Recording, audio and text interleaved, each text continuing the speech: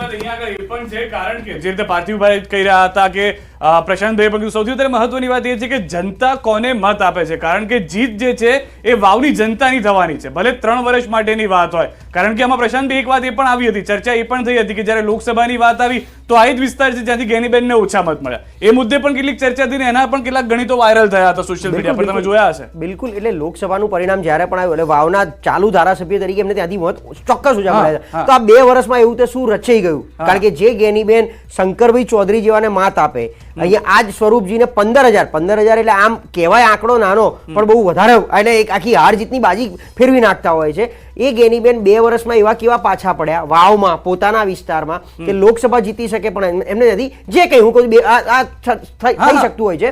હવે ઓવરઓલ માનો કે ગુલાબસિંહ અત્યારે આગળ ચાલી રહ્યા છે, મેં કીધું એમ ગુલાબસિંહ સ્થાનિક છે કે નહીં એ 2 નંબરનો પ્રશ્ન છે. બાય ઇલેક્શન વત્તા જેમ પાર્થિવરાજ બી એમની વાત કરતા હતા કે સ્થાનિક ચહેરો છે, કાયમ ભેગા રહ્યા છે, સુખ દુઃખમાં સાથે રહ્યા છે, કોરોનાની વાત હોય પેલી વાત હોય, પણ વાવમાં વાવ ફેક્ટર છે એમ. આજે આપણે એક્ઝામ્પલ આપું છું કે સુરતમાં જઈને ઉભા રહો એટલે બ્રિજ સિટી અને થોડી જે આમ નવા એરિયા ડેવલપ થયા છે એમ જોઈને વાવ શું બનાવ્યું છે એમ. વાવમાં વાવ ફેક્ટર બંને આવી ગયા ધારાસભ્યો, ભાજપ કોંગ્રેસ સરકારે ભાજપની રહી, પણ એ વાવ ફેક્ટર તમને કઈ દેખાયું? અને સૌથી વધારે મહત્વની વાત અહીંયા એ પણ છે કે કારણ કે માવજીભાઈને પણ એ લોકોએ જો સંભાળી ના શક્યા. કમલેશભાઈ, અહીંયા આગળ એક વાત એ પણ ચર્ચામાં આવી હતી કે માવજીભાઈને એવા ટાઈમે સસ્પેન્ડ કરવામાં આવ્યા, એક ચૌધરી સમાજની થોડી નારાજગી આવી ગઈ, કદાચ અત્યારના મતમાં જે ગણતરી ચાલી રહી છે એમાં એ પણ થોડું ફેક્ટર ભાજપને નડે એવું લાગી રહ્યું છે. ચોક્કસ કોઈ પણ ફેક્ટર કોઈ પણ વ્યક્તિને નડતું હોય છે, અને તમે જોઈ શકો છો કે જ્યારે પણ ક્યારે ચૂંટણી થતી હોય છે ત્યારે એ રાજકીય પાર્ટીમાં ક્યાંક ને ક્યાંક જો વિવાદ થાય તો એ ક્યાંક ને ક્યાંક એનો નબળું પાસું પણ દેખાતું હોય છે અને એનું પરિણામ પણ નબળું આવતું હોય છે. પરંતુ આ બધા જ ચર્ચાના વિષયોની સાથે અમે એટલું જ કહીએ છીએ કે વાવની અંદર એમ કે વાવ જેમ પ્રશાંતભાઈએ કીધું, તો વારંવાર પ્રશાંતભાઈના વાતની ટકોર કરું છું. સાહેબ, તમે વાવની અંદર જાઓ, આજથી 10 વર્ષ પહેલા ગયા હશો ને આજે ગયા હશો, એમાં બહુ ફરક છે. ચોક્કસ 7 વર્ષ અમને વનવાસ મળ્યો, છતાં પણ પાર્ટીએ જે રીતે જે પ્રજાના હિતના સામૂહિક કામો કર્યા છે, કદાચ વ્યક્તિગત કામો કોઈના નહીં થયા હોય એટલે નારાજગી કોકની હોઈ શકે, પરંતુ સામૂહિક. અને તમે સાહેબ સરહદ ઉપર નરાબેટ ઉપર તો જાઓ અને એકવાર એ નયન રમ્ય દ્રશ્ય તો જુઓ, તો તમને એમ લાગશે કે કોના માટે વાવ સમાચાર આવી રહ્યા છે. ગૌતમ પાસેથી જાણી લઈએ. ગૌતમ, પહેલા રાઉન્ડની મત ગણતરી જે છે તે પૂર્ણ થવાને આરે છે અને કોના માટે વાવ સમાચાર લઈને આવી રહ્યું છે?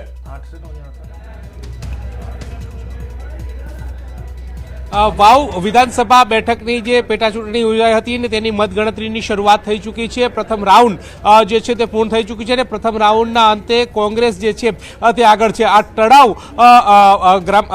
જે જિલ્લા પંચાયતની બેઠક છે ને તેમાં આ મતગણતરીની શરૂઆત થઈ છે. કુલ 23 રાઉન્ડો પૈકી આ 3 રાઉન્ડ જે છે તે તળાવ જિલ્લા પંચાયતની જે બેઠક છે તેમાં આવે છે ને તેમાં આમ તો જોવા જઈએ તો આ બેઠક જે છે તે કોંગ્રેસનો ગઢ રહ્યો છે ને તેમાં કોંગ્રેસ જે છે તે આગળ જોવા મળી રહ્યું છે, પરંતુ તે પણ નજીવી રીતે આગળ જોવા મળ્યું છે. એટલે કે 251 જેટલા મતથી કોંગ્રેસ આગળ હોય તે પ્રકારના બાબતો જે છે તે સામે આવી છે. આ સીધા દ્રશ્યો તમે જોઈ રહ્યા છો કે ગવર્મેન્ટ એન્જિનિયરિંગ કોલેજ જે છે તેના કે જ્યાં આ મતગણતરીની શરૂઆત જે છે તે થઈ ચૂકી છે. પ્રથમ રાઉન્ડ પૂર્ણ થઈ ચૂક્યો છે. અત્યારે હાલ બીજા રાઉન્ડની મતગણતરી જે છે તે અત્યારે હાલ ચાલી રહી છે. એટલે કે બીજા રાઉન્ડમાં હવે કોણ આગળ અને કોણ પાછળ રહે છે તે ઉપર સૌ કોઈની નજર મંડરાય છે. મારી સાથે સહયોગી કિશોર જોડાયા છે. કિશોરની સાથે વાત કરીશું. કિશોર, આમ જોવા જઈએ તો કોંગ્રેસનો ગઢ આ તળાવ જૂથ પંચાયત જે છે તે, અને તેમાં કોંગ્રેસ જે ફક્ત 251 જેટલા મતથી જ આગળ છે. આ આંકલન કેવી રીતે જોઈ રહ્યા છો? કેટલા મત કોંગ્રેસને, કેટલા મત ભાજપને, અને આટલી જ સરસાઈ કેમ? ચોક્કસથી ગૌતમ, આપણે જણાવી દઉં કે ન્યૂઝ 18 દ્વારા પહેલેથી જ અનુમાન લગાડવામાં આવ્યું હતું કે જ્યારે જે પહેલો રાઉન્ડ શરૂ થશે એમાં પાતળી સરસાઈથી કોંગ્રેસ આગળ રહેશે. કોંગ્રેસને પહેલા રાઉન્ડની અંદર 4190 મત મળ્યા છે, જ્યારે ભાજપને 3939 મત મળ્યા છે, જ્યારે અપક્ષના માવજીભાઈને 2119 મત મળ્યા છે. આમ 251 જેટલા મતોથી પહેલા રાઉન્ડની અંદર કોંગ્રેસ આગળ ચાલી રહ્યું છે. ન્યૂઝ 18 દ્વારા ગઈકાલે જ અનુમાન લગાડવામાં આવ્યું હતું કે પહેલા રાઉન્ડમાં જે કોંગ્રેસ આગળ રહેશે કારણ કે પહેલા રાઉન્ડની જે ઈવીએમ ખુલ્યા છે તે તળાવ જિલ્લા પંચાયતના ઈવીએમ ખુલ્યા છે અને તળાવ જિલ્લા પંચાયતની અંદર જે કોંગ્રેસનો ગઢ કહેવાય છે, આ ગઢની અંદર જે ગાબડું છે તે માવજીભાઈ પાડી ગયા છે. અત્યારે જે છે તે કોંગ્રેસ 251 મતથી આગળ છે. બીજો રાઉન્ડ અત્યારે ચાલુ થઈ ગયો છે. પોસ્ટલ મતો ગણાઈ ગયા છે, પરંતુ પોસ્ટલ જે મતો છે તેનું પરિણામ હજી સામે નથી આવ્યું અને જે બીજા રાઉન્ડની અંદર પણ તળાવ જે જિલ્લા પંચાયત છે તેના જ ઈવીએમ ખુલી રહ્યા છે. આમ બીજા રાઉન્ડની અંદર પણ કોંગ્રેસ આગળ હોઈ શકે છે. ગૌતમ, ચોક્કસથી તો આ તળાવ જિલ્લા પંચાયતની જે બેઠક છે, બેઠકની અંદર 3 રાઉન્ડ જે છે તે અંતર્ગતની મતગણતરી જે છે થવાની છે. પ્રથમ રાઉન્ડ પૂર્ણ થઈ ચૂક્યો છે, બીજો રાઉન્ડની શરૂઆત થઈ ચૂકી છે. પ્રથમ રાઉન્ડના અંતે કોંગ્રેસ અત્યારે હાલ આગળ ચાલી રહ્યું છે. હવે જોવાનું એ રહે છે કે 23 રાઉન્ડમાં કોણ આગળ કોણ પાછળ. મતગણતરીની શરૂઆત થઈ ચૂકી છે ત્યારે 23 રાઉન્ડ સુધીની આ મતગણતરી યોજાવાની છે.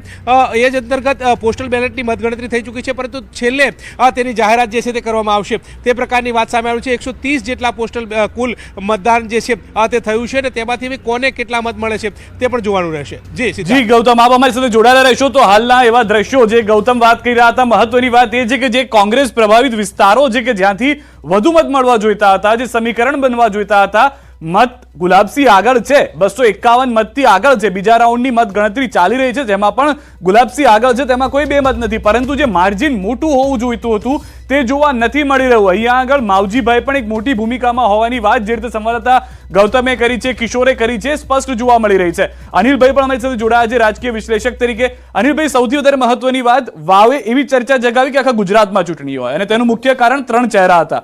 હવે જે 2 ગઢ માનવામાં આવે છે જિલ્લા પંચાયતોને, એ ગઢની અંદર કોંગ્રેસની વધુ લીડ હોવી જોઈતી હતી, ઓછી છે. શું કારણ આપ જોઈ રહ્યા છો? મને લાગે છે કે હજુ તો એક પ્રારંભિક રાઉન્ડ છે, બેલેટ પેપર હમણાં જ પૂરા થયા છે અને હજુ એક પહેલો રાઉન્ડ પૂરો થયો છે. એટલે મને એવું લાગે છે કે આ વાવના પાણી છે ને ઘણા ઊંડા છે. રાતે જલ્દી મને લાગે છે કોઈ અનુમાન લગાવવું કે એ થોડું વહેલું થઈ પડશે. પરંતુ જે પરિસ્થિતિ આપણે જોઈ રહ્યા છીએ, રસાકસી હશે કે વન સાઇડેડ વિન આપ જોઈ રહ્યા છો? ના, વન સાઇડેડ તો ચોક્કસ છે જ નહીં. આમાં જે વાવ ફેક્ટર હું કહી શકું કે માવજીભાઈ પટેલ આવ્યા એ વાવ ફેક્ટર આવ્યું છે વાવમાં. એટલે એ કોણ જીતે છે કે કોણ હારે છે એના માટે પણ મને લાગે છે કે માવજીભાઈ પટેલનું ફેક્ટર પણ વધારે જવાબદાર છે. કે એ બેટિંગ કરી જશે, એમનું જે સિંહ છે બેટ, એ બેટ કઈ દિશામાં જાય છે એના પરથી પણ અંતિમ પરિણામ નક્કી થશે. હજુ તો ટોટલ 23 રાઉન્ડ થશે, એટલે હજુ તો કદાચ પહેલો રાઉન્ડ પૂરો થયો છે. ઠીક છે. મહારાષ્ટ્રથી એક સારા સમાચાર, એનડીએ 92 બેઠક પર આગળ ચાલી રહ્યું છે. ભાજપ માટે કમલેશભાઈ સારા સમાચાર આવી રહ્યા છે.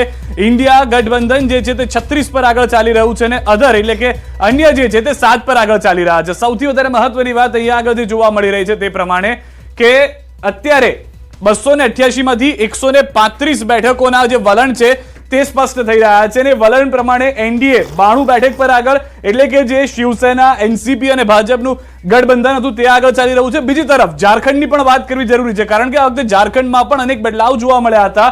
81 બેઠકો, નાની વિધાનસભા, નાનું રાજ્ય, પરંતુ અહીંયા આગળ ઇન્ડિયા 2 પર આગળ ચાલી રહ્યું છે, જ્યારે એનડીએ જે છે તે 7 પર આગળ ચાલી રહ્યું છે. હજી પણ જીતની વાત છે, થોડો સમય લાગશે, અડધી કલાકમાં બેઠકો જીતવાની શરૂઆત થઈ જશે.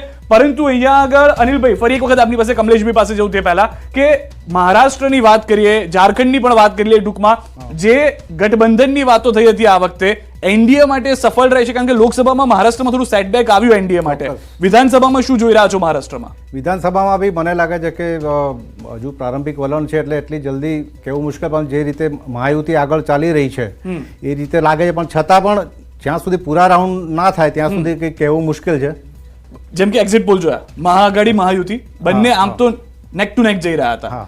પરિણામ પણ એવા વિચારી રહ્યા છો કે પછી એમાં પણ કોઈ એક તરફી વિન જાય એવું તમને લાગે? ના, આમાં વન સાઇડેડ વિન હોય એવું મને નથી લાગતું, કારણ કે મહારાષ્ટ્રમાં ટોટલ 4100 જેટલા ઉમેદવાર છે, એમાંથી 2050ની આસપાસ તો અપક્ષ ઉમેદવારો છે. એટલે આ જે અપક્ષો છે એ પણ અમુક બેઠકો જે છે પોકેટ, એના પર અસર કરી શકે એમ લાગે છે. એટલે માર્જિન કોઈનો પણ હોય, મોટો નહીં હોય એવું લાગે છે મને. અને એટલા માટે તમે જોયું કે અત્યારથી ધારાસભ્યો માટે હેલિકોપ્ટર બુક થઈ ગયા અને હોટલો બુક થવા માંડીને હોર્સ ટ્રેડિંગ ચાલુ થઈ જવાનું છે ને બધું. અચ્છા, રિસોર્ટ પોલિટિક્સ શરૂ થઈ જશે તો કેવું છે? એટલે જોવાનું એ જ રહે છે કે મહારાષ્ટ્રમાં શું થાય. ઝારખંડનું હજુ અત્યારે કહેવું મુશ્કેલ છે, કારણ કે માર્જિન ઓછો છે, 2 અને 9 જે બતાવે છે. અને મતગણતરી થોડી મોડી શરૂ થઈ છે ઝારખંડની, મહારાષ્ટ્રની થોડી પહેલી થઈ ગઈ છે. કમલેશભાઈ, મહારાષ્ટ્રથી સારા સમાચાર એક અત્યારના જે રીતના, ભલે આપણે વલણ પર જ છીએ, જેને વલણની જ વાત કરીએ, પરંતુ જે વલણ છે એ પ્રમાણે મેજોરિટી તરફ આપને લાગી રહ્યું છે આસાનીથી આવી જશે એનડીએમાં? ચોક્કસ. જો હું તમને કહું કે આદરણીય અમિતભાઈ જ્યારે 2 દિવસ પહેલા આવ્યા ત્યારે સ્પષ્ટ અમને કાર્યકર્તાઓને કીધું હતું, મહારાષ્ટ્ર હોય કે પછી ઝારખંડ હોય,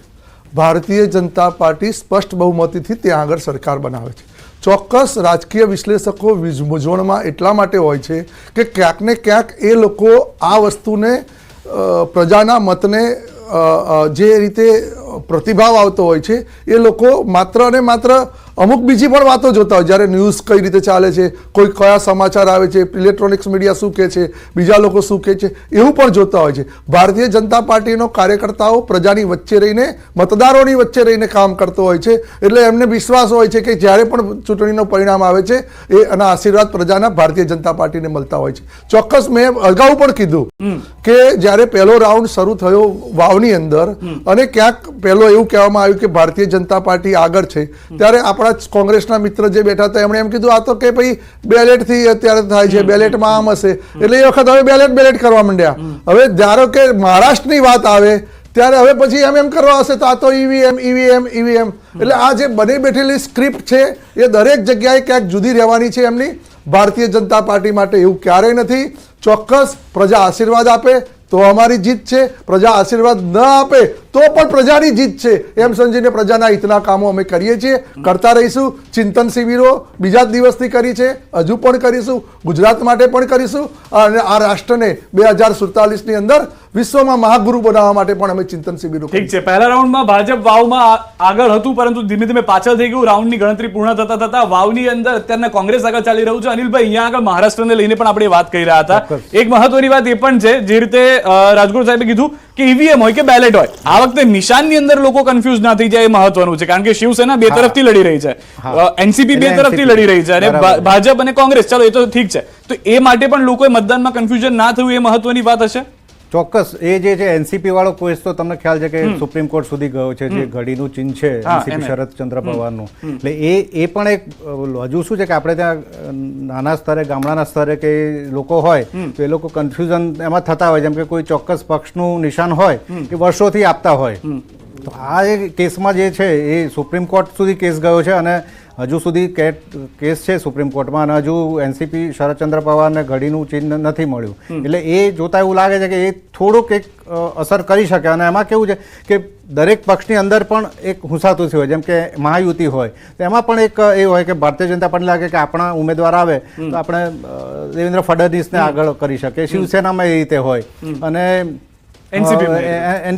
એનસીપીમાં પણ હોઈ શકે. એટલે આની અંદર કેવું મહારાષ્ટ્રમાં સૌથી વધારે મહત્વનું એ જ જોવાનું રહે છે કે એક સમજો એક મહાયુતિને મળી ગઈ અથવા તો મહાવિકાસ એમવીએને મળી ગઈ, પણ બીજા પણ અનેક ફેક્ટર એવા છે કે એમની અંદર પણ ઘણી બધી એ હોય છે કે કોને વધારે સીટ મળે તો પોતાનો મુખ્યમંત્રી મોકલી શકાય. એટલે તમે કીધું એમ ચોક્કસ કે પક્ષ ચિહ્ન છે એ પણ મોટું અસર તેમાં કરવાનું જ છે.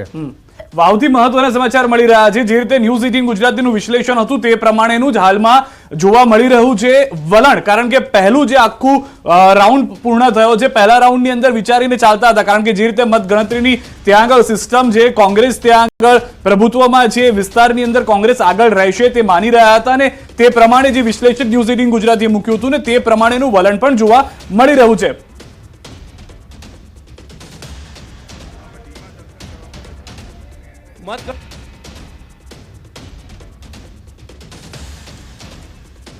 ગણતરીની શરૂઆત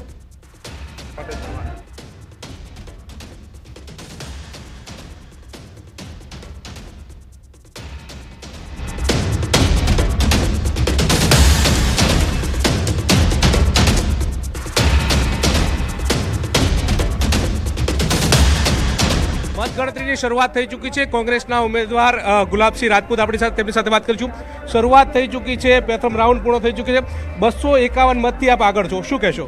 હા, હજી શરૂઆત છે અને હજી તો 3 રાઉન્ડ પછી સારી એવી લીડ મળશે અમને. 23 રાઉન્ડ છે, 23 રાઉન્ડનું આંકલન કેવી રીતે કરી રહ્યા છો? આ પહેલા રાઉન્ડથી લઈને છેલ્લા રાઉન્ડ સુધી અમે આગળ રહીશું. ભાજપ જીતનો દાવો કરી રહ્યું છે, એ શું કહેશો? હવે આમાં તો બધાને અત્યારે જીતના દાવા કરવાનો અધિકાર છે. અમને છે, એમને છે, અપક્ષને પણ છે. પણ જ્યારે ચૂંટણીનું પરિણામ આવે ત્યારે ખ્યાલ આવે કે જનતાએ કોને આશીર્વાદ આપ્યો છે. પણ તો ચૂંટણી ખેલદિલી વાળી, જીત પણ થાય, હાર પણ થાય. અમે અહીંયાથી જીતીને પણ ગયા છે ને હારી પણ ગયા છે. એટલે લોકો જે ચુકાદો આપશે સ્વીકારશું અને અમને હાલના તબક્કે એવું લાગે છે વાવના લોકો અમને આશીર્વાદ આપ્યા છે. અપક્ષ પણ મેદાને હતું, ત્રિપાખીયો જંગ હતો. ગેમ બગાડશે એવું લાગે છે? કારણ કે આમ જોવા જઈએ તો 251 જેટલી મતની સરસાઈથી આપ પ્રથમ રાઉન્ડમાં આગળ ચાલી રહ્યા છો, એને લઈને કેવું આંકલન કરી રહ્યા છો? કારણ કે 2000 જેટલા મત અપક્ષ લઈ ચૂક્યું છે. હવે અંદર જઈએ ત્યાં ખબર પડે શું પેટર્નથી લોકોને વોટ આપ્યા છે, કોણ કયા રાઉન્ડમાં કેટલો આગળ રહેશે પાછળ રહેશે હજી હાલ ખ્યાલ ના પડે, શરૂઆત છે. પણ જેમ 3-4 રાઉન્ડ પૂરા થશે પછી ખ્યાલ આવશે કે અપક્ષે કોને નુકસાન કર્યું, કોને ફાયદો. જીત માટે કેટલા આશ્વસ્ત છો? પૂરો ચોક્કસથી તો જીત વાતે પૂરેપૂરા આશ્વસ્ત છે તે પ્રકારની વાત કરી રહ્યા છે. એક બાદ એક રાઉન્ડ ખુલશે અને તે પ્રકારે તેઓ વિજય થશે, એટલે કે તેઓ આગળ રહેશે તે પ્રકારની વાત કરી રહ્યા છે. જીત માટે પૂર્ણ આશ્વસ્ત હોવાની વાત જે છે તે કરી રહ્યા છે. પરંતુ 23 રાઉન્ડ થશે, 23 રાઉન્ડ બાદ ખ્યાલ આવશે કે કોણ જીતે છે અને કોણ હારે છે. કેમેરામેન પંકજ મકવાણા સાથે ગૌતમ શ્રીમાળી, ન્યૂઝ 18 ગુજરાતી, પાલનપુર. આ તરફ મહારાષ્ટ્રથી સેન્ચુરી થઈ ચૂકી છે એનડીએની. 109 બેઠકો પર એનડીએ આગળ ચાલી રહ્યું